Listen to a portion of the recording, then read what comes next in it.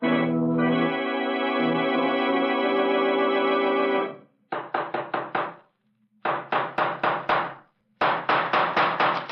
the matter? What is it? It's another case for Nick Carter, master detective.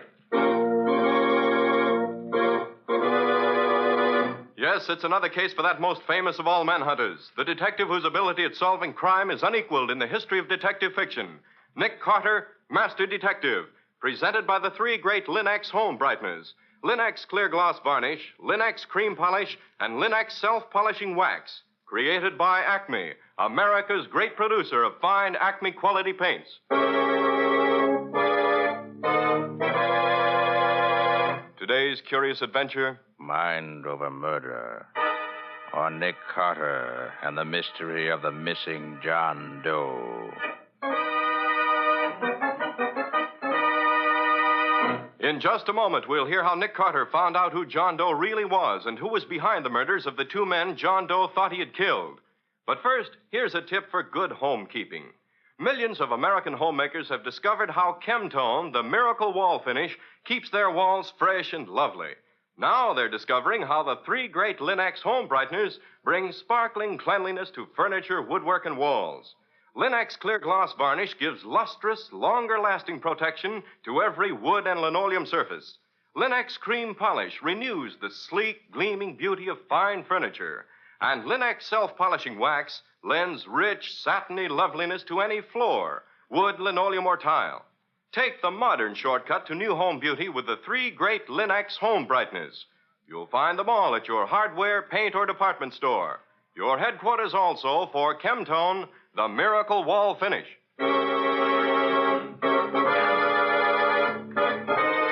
And now for today's mysterious adventure with Nick Carter. Today's story starts in Nick's office as Nick and Patsy are interviewing a stranger, a young man who has just called to consult Nick. Well, how did you happen to come here? Well, I asked a policeman where I could find a good detective, and he gave me your name. Suppose you tell us what's bothering you. Well, 3 mornings ago, I woke up in a strange bed in a strange apartment. Until the young lady whose apartment it was told me, I had no idea where I was. Well, judging by the bandage around your head, you must have had an accident. Was that before or after you woke up in this strange bed? It must have been before. I don't remember anything about it. The girl whose apartment it was told me she found me on the steps of her apartment house last Friday night. Or rather, Saturday morning as she returned from a party. Well, she saw I was injured, so she managed to get me up to her place and called her doctor. Well, he said my injury wasn't serious, but I had to be quiet for a few days. So she let me stay there for the night. But the next morning, even though I was able to answer her questions, I knew nothing about myself. I had to tell her something, so I invented a name, and I told her some story about being from out of town, having had a bad fall, and so on. What name did you give him? John Powell. That name doesn't mean anything to you? No, I just picked it out of the air. What makes you think you may be a criminal? This. Look. Good grief, Nick. Look at all that money. Yes. There's over $10,000 there. And look at this. Oh. Well, diamond lavalier. One like that, even though it's pretty old-fashioned, must be worth at least $5,000 or $6,000. And those diamond eardrops are pretty special, too. Did you find anything in your pockets that might help you establish your identity? No. The suit I was wearing the night she found me was bloodstained, so I bought this suit and hat this morning at a small store I passed. I left the other suit at the cleaner's, but I went over it thoroughly first. All I found was this. A calling card. Warren McAllister. No address or anything. Does this mean anything to you? Not a thing. I looked in the telephone book and found there is a Warren McAllister on East 81st Street. I thought maybe I was he, so I called up and asked for him, but whoever answered said Mr. McAllister was just leaving for the country and couldn't come to the phone. What do you want me to do? Find out who I am, if you can, and especially find out whether or not I'm a criminal. Come on, Nick. We've got nothing better to do. Why don't you help him out? All right. First, what's the girl's name and address? Her name is Laura David. She lives at 7684 Windsor Road. And what about the doctor? Well, Miss David called him Dr. Bourne. That's all I know about him. And where'd you leave your other suit to be cleaned? Here's the claim check for it. I'm sure he won't find anything. You never can tell. Where are you going to be? I don't know, but I'll let you know as soon as I get settled. Very well, Mr. Powell. Meanwhile, Patsy and I'll start by calling on Miss Laura David.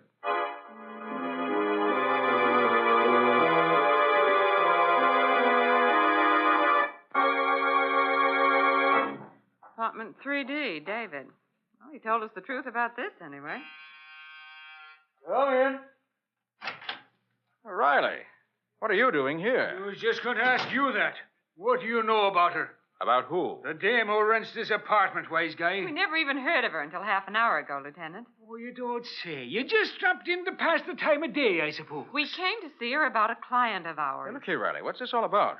And why are you here? Right now, I'm asking the questions. What's the name of this client of yours? He told us his name was John Powell. And what did he want you to do for him? He wanted us to find out who he is. He has amnesia from a sock on the head. Oh, so that's what that note meant. Well, what note's that, Riley? We found it on the table here with a $100 bill pinned to it. Yeah, here it is. Dear Miss David, thanks for all you've done. I can impose on your hospitality no longer. Please reimburse both the doctor and yourself for any expense you've been put to on my account. Gratefully yours, John Powell. Well, doesn't say much. The David girl will tell us what it means once we start working on it. Why, where is she? In the jug. A cop on the beat found her trying to hide a gun in an ash can on her way to work this morning. He brought her and the gun down to headquarters. She claims she found it on her steps last Friday night and was trying to get rid of it. Well, maybe she's telling the truth, Riley. People do that, you know. Anything wrong with the gun? Plenty. In the first place, it was a Swedish gun, a Bofors .32 caliber. Now, you just don't find them on your doorstep. In the second place, we checked it and found it was the gun used to knock off a stiff who was killed near the waterfront last Friday night. Oh, is that so? So you better kick in with what you know about this so-called client of yours. Well, I'd be glad to let you talk with him, Riley, but I don't know where to find him. For the love of... You got a client and you don't know where to find him? Just as soon as he gets in touch with us, we'll let you know. In the meantime, how about letting us talk to the David girl? Sure. Anything I can do for you, Mr. Carter, will be a pleasure, even though you won't do nothing for me. Come on.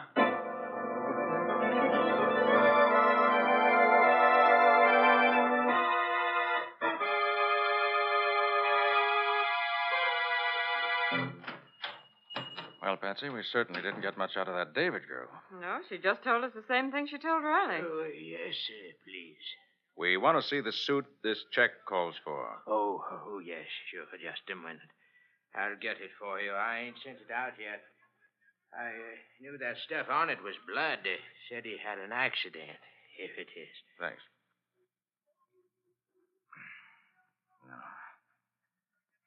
No. Pockets all empty. Just as he said they were. No labels. Uh-oh. Look here, Patsy. A hole right through pocket, lining cloth, and everything. Smells of powder, too, Nick. Yes. He fired the gun right through the pocket.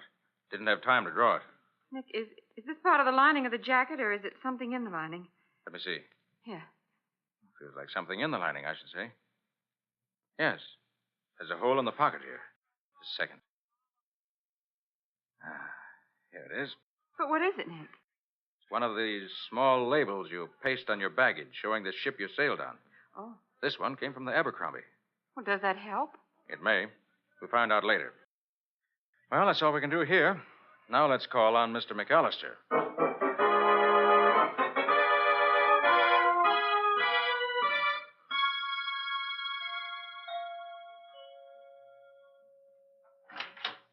The lieutenant is expecting you in the library. Hey, Nick, what's the... Hold it, Patsy. We'll find out fast enough. Well, what took you so long, Nick? Did you get a flat tire, maybe? Thanks for the welcome, Riley. Hey, what's going on here? As if you didn't know. But I don't. Well, Riley, what is it? Uh-oh. Look there, Nick. Is that McAllister? Yes, it's McAllister. And dead as a doornail. And don't tell me you don't know nothing about it, because I wouldn't believe it.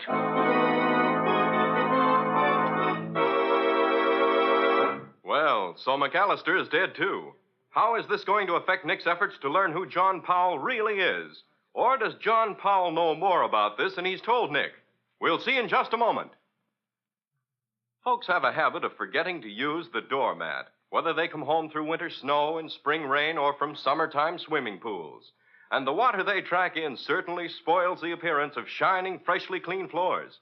But those floors look spick and span again in a twinkling when you keep them protected with Linex clear gloss varnish, because it keeps both dirt and water right there on the surface where they're easy to whisk away. That same protective finish gives sparkling beauty to woodwork and furniture as well. For Linex clear gloss has a gleaming, transparent luster that provides a background of distinction for all your household things. And how Linex clear gloss wears. It resists damage by hot grease, boiling water, fruit acids, perfume, even alcohol, which means it's as fine for use on tabletops as for wood floors and linoleum. What's more, Linex Clear Gloss Varnish is so easy, so smooth to brush on that it's no job at all. And once applied, it gives your home the handsome, well-kept appearance in which you take such pride. So ask your dealer now for Linex, Lin-X, Linex Clear Gloss Varnish. You'll find all three great Linex home brighteners and Chemtone, the miracle wall finish, at hardware, paint, and department stores everywhere.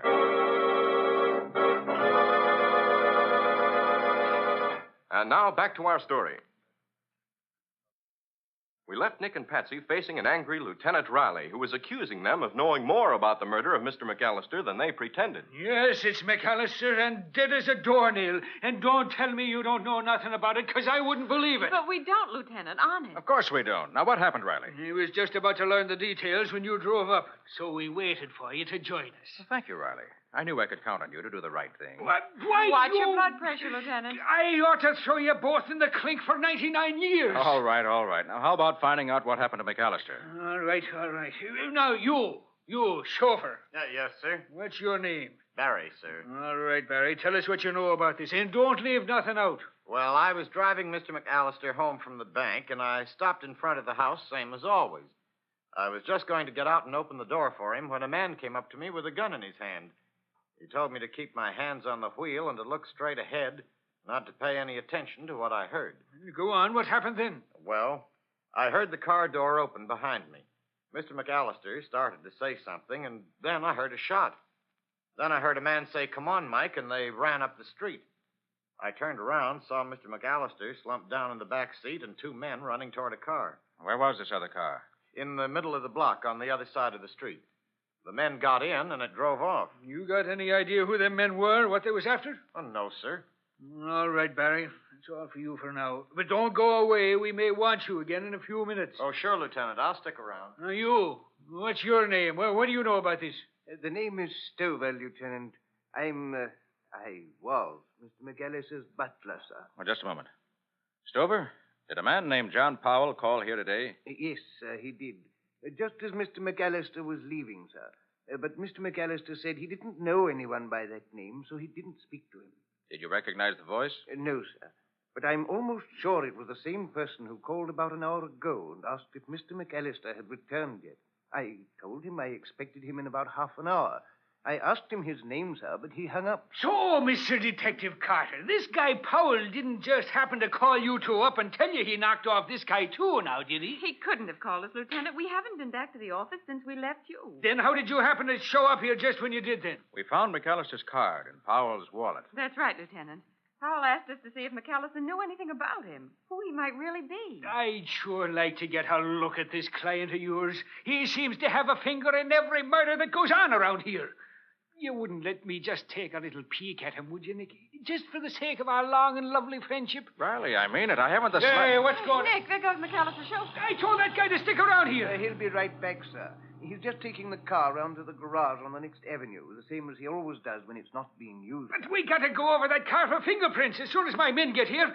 I'll go get him. I'll have him back here before you can say John Joseph Michael Riley. Stover, what do you know about that chauffeur, Barry? Why, not much, sir. He came to work here about 3 months ago. Mr. McAllister hired him himself. Did you see any part of what happened when Mr. McAllister was shot? Just the end, sir. I heard the car drive up, and I went to open the door. Just as I did, I heard a shot and saw the two men start toward the other car. And Barry was sitting in the front seat, the way he said? Yes, sir. He was sitting there with his hands on the wheel. As soon as the men started running, he called me, and I went to see how badly Mr. McAllister was hurt. I see. Oh, by the way, Stover, do you happen to know where the chauffeur Barry lives? I think he has a room over in the next avenue, sir. Number 7612, I believe it is. It's over a bakery. Thank you. Well, Patsy, I think that's all for us here. Where to now, Nick? I think we'll take a trip down to the waterfront. I want to call on the purser of the Abercrombie. Did you say the Abercrombie, sir? Why, yes. Why? It's probably only a coincidence, sir. But Mr. McAllister was very much worried last Friday night because a man he was expecting on the Abercrombie failed to show up. Is that so? Who was this chap who didn't show up? I don't know, sir. Mr. McAllister was looking forward to seeing him. He was bringing him something important, I believe. He sent his car down to the pier to meet him, but Barry reported that he wasn't on the boat. Was Mr. McAllister interested in anything besides his bank? Oh, yes, sir. He was the head of several committees which were acting against enemy propaganda in this country. Combating enemy propaganda, huh? Oh, this thing is beginning to make sense, Patsy. Now I'm more anxious than ever to talk to the purser of the Abercrombie.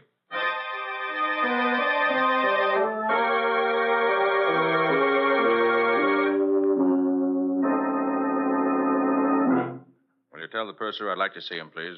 This doesn't look like an American ship, Nick, even though it is named the Abercrombie. It isn't, Patsy. It was originally the Prince Knut, a Danish vessel. It was Oh. taken over by the English when Hitler rolled over Denmark. Now sails for Sweden, I believe. You think that the label we found in John Powell's clothes may mean that he came in on this boat? I hope so, Patsy. And there's another thing makes me think that may be true. The gun that Miss David found, the one that Powell must have dropped on the steps of her apartment house, was a Swedish gun, remember? Yes. A Bofors 32? Mr. Carter, you want to talk to me, yes? Yes. Was there a passenger on your boat this last trip by the name of John Powell? Jan Powell? No, we have only 3 young gentlemen traveling alone. I remember well. One Swedish-American, Mr. Lars Sjostrom from Michigan, one Norwegian, Mr. Halverson, and the young South American, Mr. Richard Vallon. Richard Vallon, huh? Doesn't sound much like Powell, Nick. You are from the police, maybe? Well, yes, in a way. Why? Then I think maybe this Mr. Vallon could be the one you are looking for. We had trouble with him on the way. What kind of trouble? Oh, it was not serious. Just his room steward report to me that he was armed, that he had seen pistol on his dresser. So I call on him and ask him to give me pistol for the trip. It is rules, you know. Yes, I understand. But he did not want to give it to me. He talked about it for a long time. Then at last he gave it to me, and I put it in safe. When we dock, I give it back to him. Very interesting. Did you notice the make of it? Oh, yes. It was Bofors 32 caliber. The boat was 32.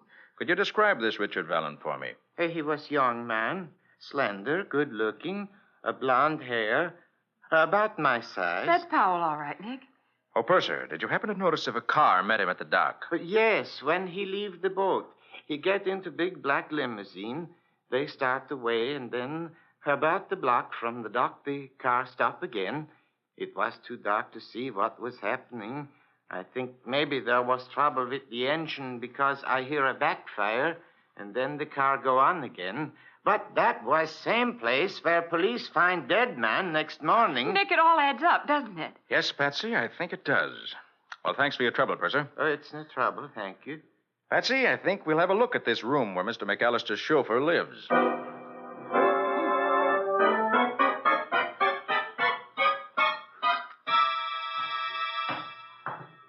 Do you expect to find Barry here, Nick? I rather hope not. I'd like to get a look at his room without his knowing it. Oh. Are you looking for someone? Yes. We have an appointment with Barry, Mr. McAllister's chauffeur. He told us to come here and wait for him. Said you'd unlock his door so we could wait inside. I don't unlock no roomers' door for no strangers. Oh, yes, you do. See this? Oh, sure. Sure, I'll open it for you. Don't have to act like that about it, though. Go ahead, open up. Is it on this floor? Yeah, right over here. There you are. Hurry up, will you? Well, sit down inside here where I can see you. Okay. That's it. All right, Patsy, shut the door. Okay. Now, let's see what we can find here.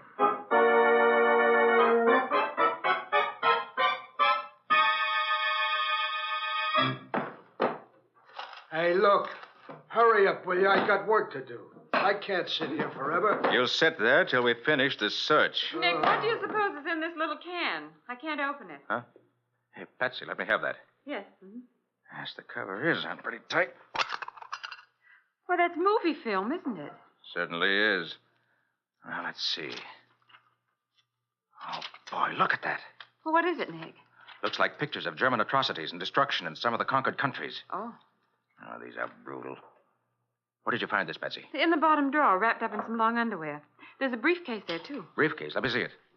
Here it is. Yes, that's it, all right.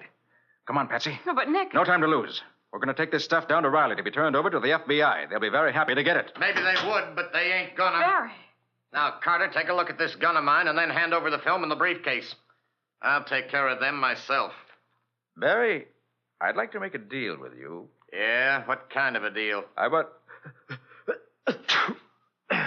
Excuse me, do you mind if I get my handkerchief? Never mind the funny business. Give me the stuff you found here. Very well. Here. May I get my handkerchief? All right, but I'm watching you, so don't try anything. I don't carry any guns in my breast pocket. I just want my handkerchief. There. Hey, what was that? Why, you... Oh.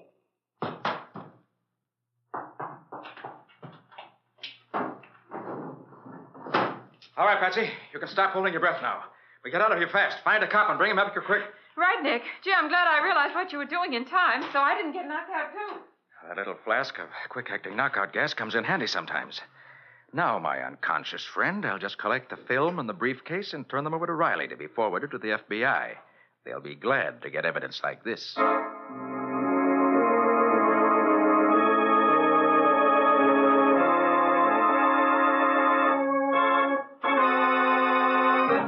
So Barry was only working for McAllister so he could keep an eye on him, huh? Yes, Riley.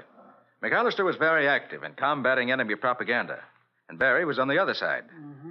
I believe that as soon as he, Barry, found out the names of the men McAllister was working with, he had him killed. Well, with the pictures and other data in that briefcase, the FBI should be able to make short work of the whole crew. Yeah. Oh. Lieutenant Riley, homicide speaking. Oh, sure, send him right in. Something interesting, Riley? Yeah, could be. Well, Schultz? I was on my beat tonight when a big car goes around the corner fast and the guy falls out. Lands with his head up against one of the L pillars, out cold. I got an ambulance and took him to the hospital. Well? Well, I found these things on him, Lieutenant. That's why I come direct to you. Nick, Powell's lavalier and eardrops. Yes. And there's McAllister's card and all the money. You mean that guy could be John Powell? Certainly could be, Riley. So he wasn't no crook, eh? Well, this sure looks like it. Well, I'm sure he wasn't, Riley. I'm going to the hospital and have a look at that guy. You want to come? Right you are. Grab your hatchet, Patsy, and let's get going.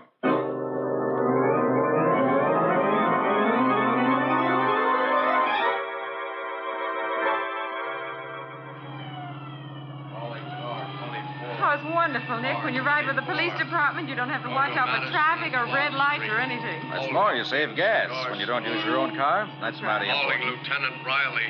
Headquarters calling Lieutenant That Riley. calls for me. Hold everything. Schultz, this is Lieutenant Riley. Go ahead.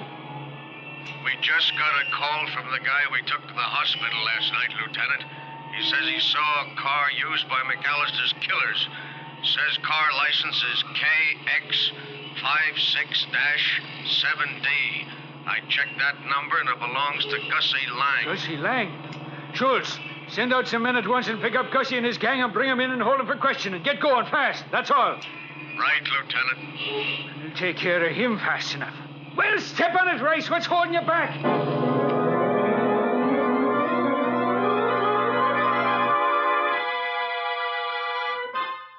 So, Powell, you actually saw McAllister killed last night. Yes, plain as I see you now.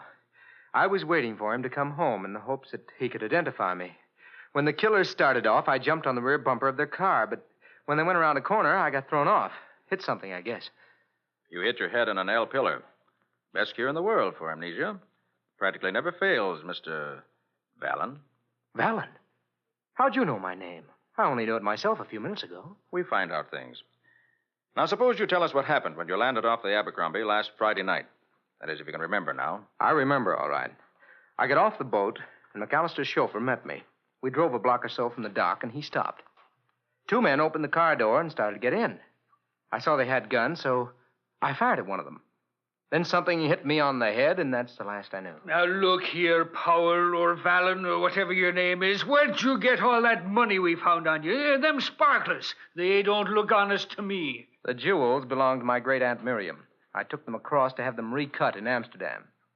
Then the Germans took Amsterdam, so I had to bring them back.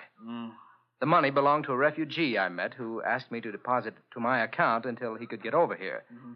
But I still don't see why those men tried to hold me up. Nobody knew I had the jewels with me. It wasn't the jewels they wanted, Valen. It was the roll of film and the envelope of documents you had in your briefcase. Were they important? Where did you get them? Well, a friend of my father's gave them to me. Asked me to give them to Mr. McAllister when I got over here. But what were they, Mr. Carter? The film showed Nazi atrocities in conquered countries. The documents were pictures, descriptions, and names of active workers in anti-American activities here in this country. McAllister's chauffeur, Barry, was one of the head workers. When you prevented those men from getting what they wanted, Barry dumped you out of the car and took the film and the papers to his room to hold until he could dispose of them safely. But we got there first. Well, Lieutenant, are you satisfied that Mr. Powell, or I should say Mr. Valen, is innocent? Yeah, I guess so. Oh, come on, Riley. Cheer up. You've got the film and the anti-American data. You've got McAllister's murderers. And you're going to get all the credit for solving the case. Huh? What more do you want?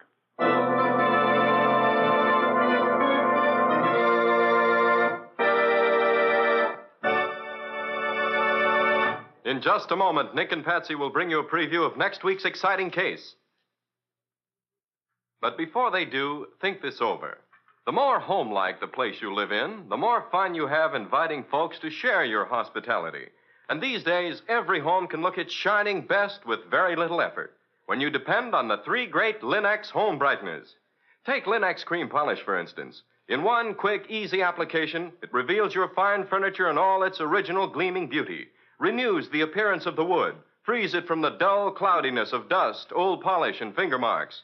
You see, Linex cream polish actually cleans as it polishes, cutting your job in half, saving one whole step. And when you're through, you'll find that Linex cream polish has left no oiliness on the surface of your furniture. It dries hard, bright, and dustless. Yes, in every way, Linex cream polish for fine furniture is the modern shortcut to furniture loveliness. Be sure to ask your dealer for it by name. Linex cream polish for fine furniture, which cleans as it polishes. You'll find all three great Linex home brighteners, Linex self-polishing wax, Linex clear gloss varnish, and Linex cream polish at your nearest hardware, paint, or department store.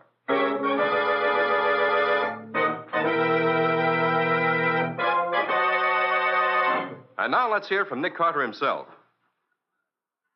Well, Nick, how about a peek into next week's story? Got a few hints for us? Well, next week's story, Ken, is about one of the wildest and most exciting nights Patsy and I ever spent. I should say it was. What happened, Nick?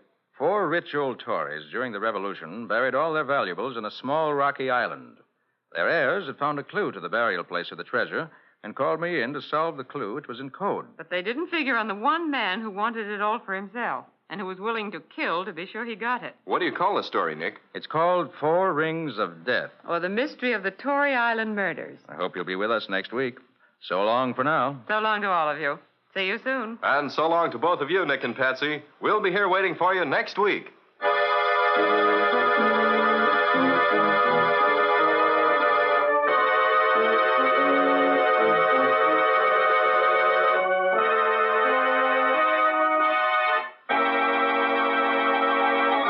Next week at this same time, listen to another curious experience of Nick Carter, Master Detective, entitled 4 Rings of Death. Or Nick Carter and the Mystery of the Tory Island Murders. Nick Carter, Master Detective, is featured in Street and Smith magazines. Lon Clark is starred as Nick with Helen Choate as Patsy. Original music is played by Lou White, and the programs are written and directed by Jock McGregor. Nick Carter, Master Detective, is presented at this time and over these same stations each week by the 3 great Linex home brighteners, Linex clear gloss varnish, Linex cream polish, and Linex self-polishing wax, created by Acme, America's great producer of Acme fine quality paints. This is Ken Powell speaking for the thousands of Linex dealers all over America and saying so long until next week. This is Mutual.